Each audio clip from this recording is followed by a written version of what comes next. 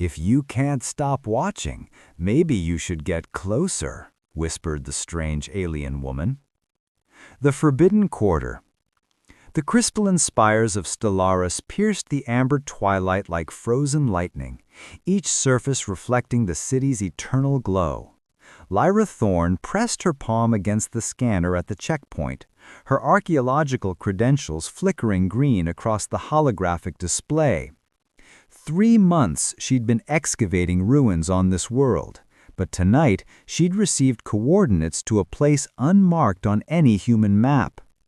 The narrow alleyway twisted between buildings that seemed to breathe with bioluminescent patterns. Each step took her deeper into the Whisper Quarter, where the air itself hummed with an energy that made her skin tingle. The authorities had warned her repeatedly. Certain districts remained closed to humans, treaties be damned. But the artifact she sought, an ancient star map that could rewrite history, was worth the risk. The bazaar materialized like a dream made solid. Vendors with skin of cobalt and amber hawked wares that defied physics. Bottles containing liquid starlight, fabric woven from solar winds, musical instruments that played memories instead of melodies. Lyra pulled her hood lower, hoping to blend into the crowd of elongated figures and graceful movements that marked the native Stellarians. Then she saw her. Across the marketplace, behind a stall draped in constellation silk, stood a woman who made the very air around her shimmer. Her skin held the soft luminescence of twilight, shifting between violet and silver with each subtle movement. When she turned, her eyes, deep pools of cosmic purple, locked onto Lyra's with an intensity that stopped her breath. The crowd seemed to part as the alien woman glided forward, her movements liquid poetry. She wore a dress that appeared to be cut from nebula clouds, constantly shifting and reforming around her lithe figure. When she spoke, her voice carried the music of distant stars. "You're far from where you should be, human. Your kind rarely ventures here, and never alone." "I'm looking for something," Lyra managed, her voice barely audible. The alien woman tilted her head, sending ripples of silver through her dark hair. "Perhaps what you seek is not what you need to find." She extended one elegant hand, fingers adorned with rings that contained miniature galaxies. "I am Zephyra. If you can't stop watching, maybe you should get closer." The invitation hung in the air between them, electric with possibility and danger in equal measure. The Dance of Shadows. Zephyra's private sanctuary existed between dimensions, accessed through a doorway that appeared solid until she pressed her palm against it, making it ripple like water. Lyra followed, her heart racing as she stepped through into a space that defied conventional architecture. The walls curved impossibly, displaying artifacts that seemed to exist in multiple states simultaneously. "Each piece tells a story of connection," Zephyra explained, her fingers trailing along a crystalline sculpture that sang at her touch. "This one recorded the first meeting between my people and the Void Dancers 3 centuries ago." She moved to an ornate table where 2 glasses materialized, filled with a liquid that swirled like captured aurora. "Star wine," she offered, "distilled from solar flares. It won't harm you, though you may see colors that don't exist in your spectrum." Lyra accepted the glass, their fingers brushing in the exchange. The contact sent warmth spreading up her arm, and Zephyra's eyes widened slightly, as if she'd felt it too. The wine tasted like liquid moonlight, cool and electric on her tongue. "Why did you really invite me here?" Lyra asked, emboldened by the drink's gentle euphoria. Zephyra moved closer, close enough that Lyra could see constellations literally dancing beneath her translucent skin. "Because you looked at me not with the fear or fascination most humans show, but with recognition, as if you'd been searching for something you couldn't name." She raised her hand between them. "Among my people, we greet through touch, sharing emotion directly. May I?"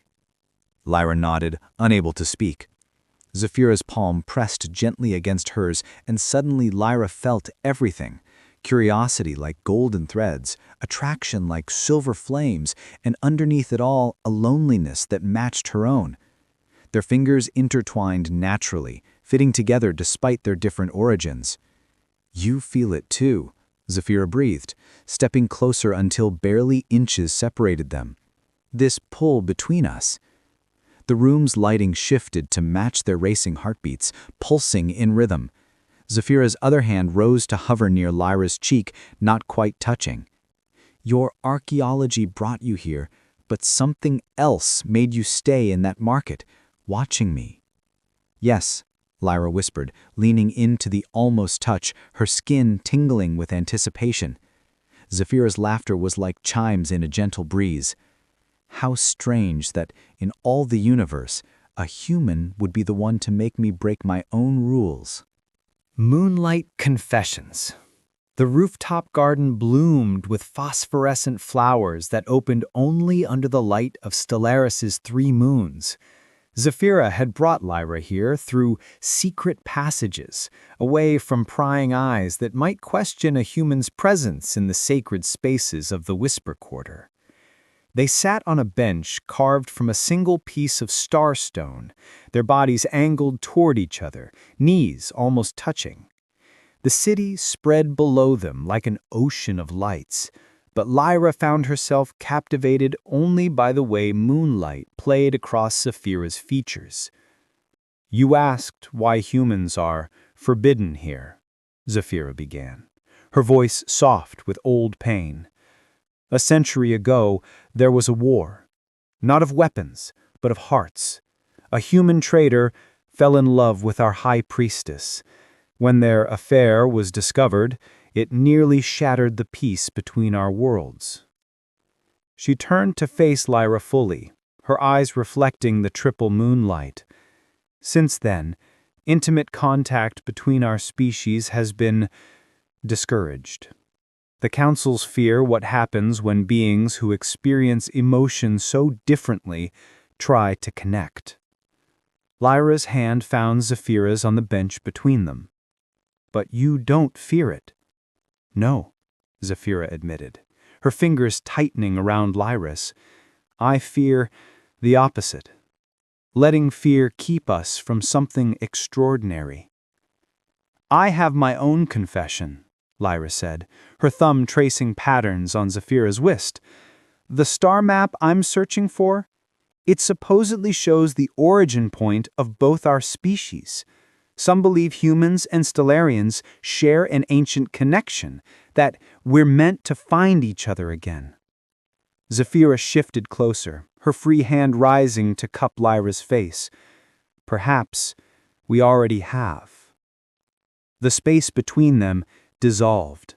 Their lips met in a kiss that felt like coming home to a place neither had been before. Lyra tasted starlight and promises, felt the gentle pulse of Zephyra's energy mingling with her own. When they pulled apart, breathing unsteadily, Lyra saw her own wonder reflected in Zephyra's cosmic eyes. "Your colleagues will worry if you don't return," Zephyra whispered against her lips. "Let them worry. I've found something worth more than any artifact." They kissed again beneath the 3 moons, 2 beings defying convention and history, writing their own story in touches and sighs. The Forbidden Quarter had become their sanctuary, and in each other's arms they discovered that some boundaries were meant to be crossed. The sacred garden painted the sacred garden in shades of gold and amethyst, as Zephyra led Lyra through the archway of living crystal. This place, hidden in the heart of the Whisper Quarter, was where Stellarians came to bond their souls, a ritual reserved for the deepest connections. "No human has ever entered here," Zephyra whispered, her hand warm in Lyra's. "But the garden itself called for you. Listen." Lyra heard it then, a harmonious humming that seemed to recognize her presence, welcoming rather than rejecting. The trees here grew in impossible spirals, their leaves shimmering with memories of every couple who had ever pledged themselves beneath their branches. In the garden's center lay a pool of liquid starlight, its surface perfectly still. Zephyra guided Lyra to its edge, where ancient symbols glowed beneath the water. "This is the confluence," she explained, her voice reverent. "When two beings enter together, their consciousness temporarily merges. They see through each other's eyes, feel through each other's hearts." She turned to Lyra, vulnerability clear in her expression. "It's the most intimate thing my people can share, and I want to share it with you." Lyra's breath caught. What if we're too different? What if... Zephyra silenced her with a gentle finger to her lips. "Then we'll discover that together too." They undressed slowly, helping each other with unfamiliar clasps and buttons, their touches growing bolder as fabric fell away. Zephyra's skin glowed brighter in the garden's ethereal light, patterns of constellation birthmarks trailing down her shoulders and along her spine. Lyra traced them with wondering fingers, feeling Zephyra shiver beneath her touch. Hand in hand, they stepped into the pool. The liquid starlight was warm, tingling against their skin like champagne bubbles made of pure energy. As they moved deeper, standing face to face in the center, the pool began to glow brighter. "Close your eyes," Zephyra murmured, pulling Lyra against her, "and open your mind." Their lips met as the confluence activated.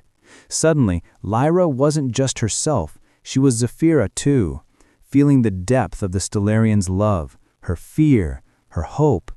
She experienced the world through alien senses, saw colors beyond human perception, felt emotions that had no names in any Earth language. And through it all, she felt Zephyra experiencing her in return, her passion, her wonder, her complete surrender to this moment. They moved together in the pool, bodies pressed close, lost in the dual sensation of touching and being touched, of giving and receiving simultaneously. Every caress echoed between them, amplified by their merged consciousness. Dawn of understanding. The council chamber materialized around them like a storm of light and sound. One moment, Lyra and Zephyra had been lying entwined in Zephyra's quarters, skin still tingling from their night in the sacred garden. The next, transport beams had pulled them into the vast governmental complex where both human and Stellarian officials waited.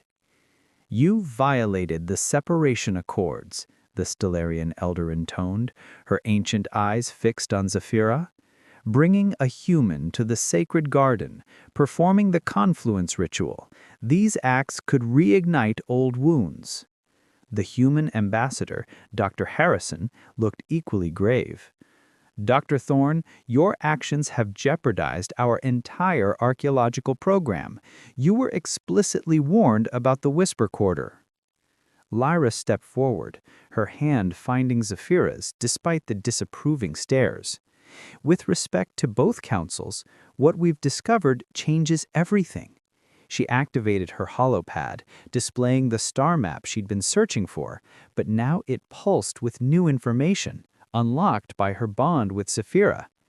"The confluence didn't just connect us," Zephyra added, her voice strong despite the judgment surrounding them. "It activated something dormant in both our genetic codes. The star map now shows the truth. Humans and Stellarians aren't separate species who happen to meet. We're divergent branches of the same ancestral tree." The chamber erupted in whispers. Lyra squeezed Zephyra's hand tighter as she continued. "Our connection isn't an anomaly or a threat. It's a return to what we were always meant to be. The old war happened because people feared this truth, but we can't let fear dictate our future anymore." "You speak of connection," the elder said slowly, "but what of consequences? Your worlds, your careers, your very identities." Zephyra pulled Lyra closer, their bodies fitting together perfectly despite their differences. "I choose love over fear," she declared. "I choose her over any position or privilege. If that means exile, then we'll face it together." "And I choose her," Lyra echoed, turning to face Zephyra fully. In the garden, I saw through your eyes, felt through your heart. I know now that home isn't a place or a species. It's the person who makes your soul complete." They kissed there in front of both councils, a kiss that was both defiance and declaration. When they parted, the elder's expression had softened marginally. "Perhaps," she said thoughtfully, "it's time to rewrite the accords. If you're willing to be the bridge between our worlds, to help others understand what you've discovered." Dr. Harrison nodded slowly. "A joint xenoarchaeology program with you both as leads. It would be unprecedented, but then again, so are you." As the councils deliberated, Lyra and Zephyra stood together, their foreheads touching, breathing the same air. They'd risked everything for a love that shouldn't exist, and in doing so had opened a door to a future neither world had imagined. "No regrets?" Zephyra whispered. "Never," Lyra promised, sealing it with another kiss as dawn broke through the chamber's windows, painting their unified silhouette in gold. The end.